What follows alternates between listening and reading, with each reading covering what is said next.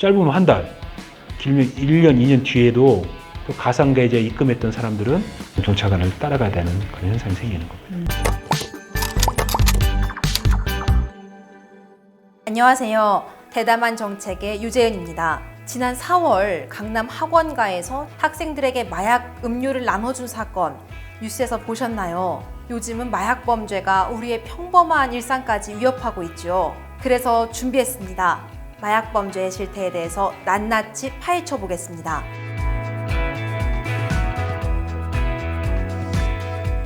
네, 오늘 이 자리에 마약범죄 베테랑 형사님 모셨는데요. 팀장님 안녕하세요. 네, 반갑습니다. 저는 서울경찰청 마약범죄수사대에서 팀장으로 근무하고 있는 박남규 경감입니다. 대한민국의 마약범죄 어느 정도로 심각한가요? 제가 2018년도부터 이제 마약수사대에서 팀장으로 근무를 했는데 네. 18년도에 이제 마약사범 검거된 게 12,000명 정도 됐었거든요. 네. 근데 작년 22년도에는 18,000명. 수치상으로도 늘어나고 있고요. 청소년, 뭐 고등학생, 하물며 중학생까지 이제 청소년 연령이 낮아지는 게 가장 큰 문제라고 생각하고요. 아무래도 이제 과거에는 이제 마약류라는 걸 접하는 게 뭐 예를 들어서 뭐 유흥업소나 마약 관련 종사 이제 그쪽 투약자들이나 아니면 뭐 나쁘게 말하면 조직폭력배들만 있었지만 지금은 다양한 연령이 할 수 있는 이유가 뭐냐면 그런 특정 계층을 거치지도 않고도 마약류를 접할 수 있는 기회가 많아졌어요.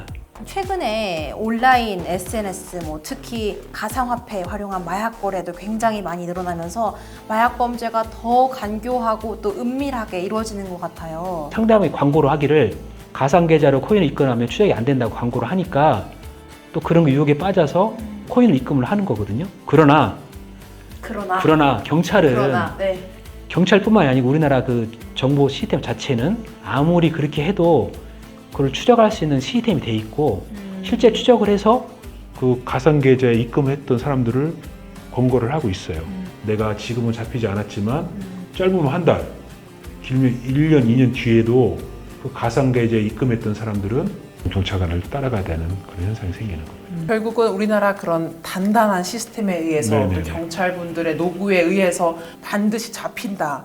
네, 이 부분이 좀 강조되는 것 같은데요. 지난 4월이었던가요? 그 강남 학원가에서 학생들한테 마약 음료를 나눠주고 또 협박까지 했다고 한 사건을 들었습니다. 팀장님께서도 그 수사 과정에 함께 하셨다고 했는데 주범이 드디어 잡혔다고. 그때 국내 주범은 바로 검거가 됐고 실제 또 그 시켰던 상선이 그 당시에는 이제 신병을 확보를 못해서 우리가 적색 수배를 하고 중국 공안에다 협조 요청을 했는데 최근에 중국 공안에서 검거가 돼서 송환을 지금 요청을 하고 있는 상태입니다. 제가 또 기사에서 보기론 마약 사범이 3명 중 1명이 재범일 정도로 마약을 한번 시작하면 끊기가 쉽지 않다 이렇게 얘기를 하는데 그 심각성이 어느 정도일까요? 이제 보통 마약 재범률이 뭐 36%에서 40% 정도 통계적으로는 그렇게 되는데 마약을 하면 도파민을 강하게 강제로 분비를 시키는 거예요. 근데 마약이 끝나면 마약을 했을 때 나왔던 도파민이 있잖아요. 뇌가 기억을 하죠.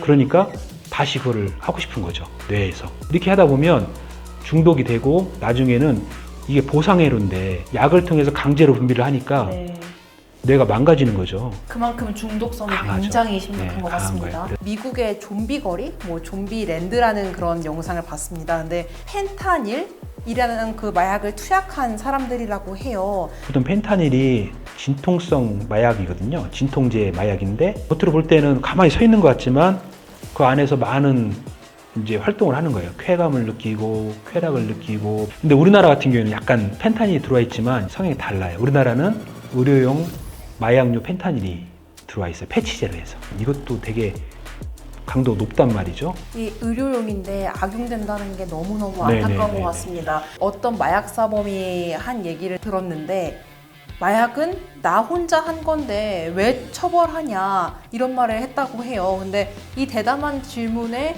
대담한 일침 한번 해주시면 좋을 것 같은데. 그러니까 아니 제가 돈 벌어서 제 돈 내고 마약해서 제가 투약을 했는데 왜 저를 잡아서 구속을 시키고 그럽니까? 뭐 누구 돈을 뺏었습니까?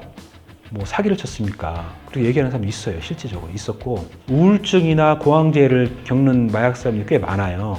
네가 스스로 마약을 하는 걸 합리화시키지 마라. 우리나라 법에 처벌하게 돼 있다. 정부에서도 마약과의 전쟁 선포했죠. 예, 지금 전 정부 부처가 노력을 하고 있고 특히 단속기관인 검찰, 경찰, 관세청은 유기적으로 협조를 하고 있고요. 특히나 이제 마약류가 해외에서 많이 들어오잖아요. 관세청에서는 이제 그 마약류 적발하기 위해서 엄청 많은 노력을 하고 있고 네. 투약사범들이 본인이 단약 의지가 있으면 단약을 할 수 있도록 그 마약 퇴치 운동본부하고 연결을 해주고 있어요. 거기서 재활 치료도 하고 상담 치료도 할 수 있도록 그런 치료를 통해서 지금 이제 줄여 나가려고 노력을 하고 있습니다. 우리 형사님들께서도 마약 범죄 수사로 또 밤낮 없이 또 힘드시고 또 바쁘시다고 들었는데 그만큼 마약 사범은 결국 언젠간 검거된다. 네네. 네, 검거된다. 언젠간 잡힌다. 네네. 꼭 명심하겠습니다. 네, 그럼 대한민국의 마약 범죄를 뿌리 뽑는 그날까지 응원하면서 세 번째 대담한 정책 여기서 마무리하겠습니다.